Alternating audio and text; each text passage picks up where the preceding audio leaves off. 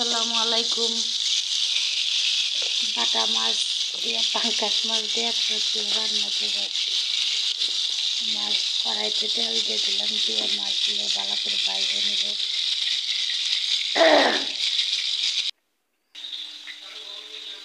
তারপরে এদিকে আমি বাটির মধ্যে হলুদ, মরিচ, ধনে পাতি, আদা বাটা, রসুন বাটা, লবণ সব কিছু একসাথে দিয়ে আগে মেখে দেবো। আগেকার মুরগিরা মাছ আছে দেখছি, এভাবে রান্না করছি, এভাবে রান্না করলে বলে অনেক মজা হয় তরকারি।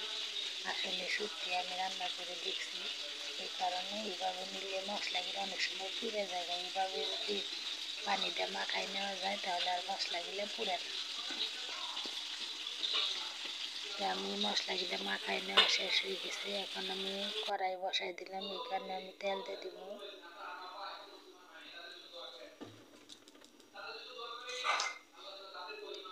তেল দিয়ে তেল গরম হয়েছে, এখন আমি পেঁয়াজগুলো দিয়ে দিলাম। পেঁয়াজগুলো নাড়াচাড়া দিয়ে একটু ভালো করে ভাজে নেব। ভাজা হয়ে গেলে মরিচগুলো ডাইলে দিলাম, দিয়ে এগুলো ভালো করে কষায় নেব। মরিচগুলো কষানো হয়ে গেছে পরে আমার, এখন আমি সবজিগুলো দিয়ে দিলাম, দিয়ে ভালো করে নাড়াচাড়া দিয়ে এগুলো কষায় নেব।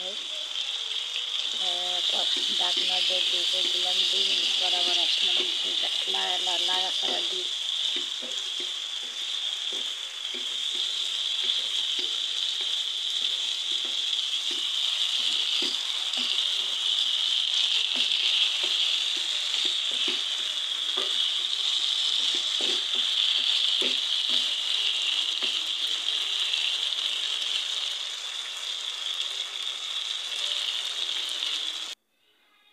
আবার আসলাম 2 মিনিট পরে। এই যে তরকারিটা আমার কষানো হয়ে গেছে।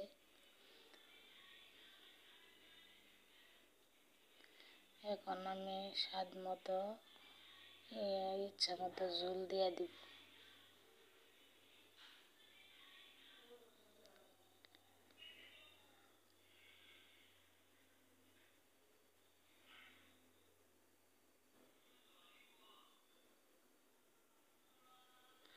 এখন আমি মাছ গিলে ওর ভিতরে একটা একটা করে দিয়ে দিব।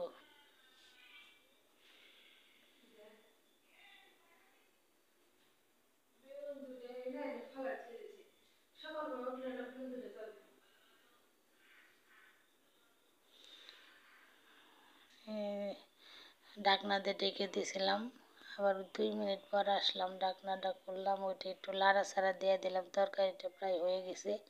আমি এখন তরকারিটা লো আঁচে রাখছি। এই যে আমার তরকারি হয়ে গেছে। তে আসসালামু আলাইকুম। সবাই তরকারিটা কেমন হয়েছে লাইক, কমেন্ট, শেয়ার দিয়ে পাশে থাকবেন।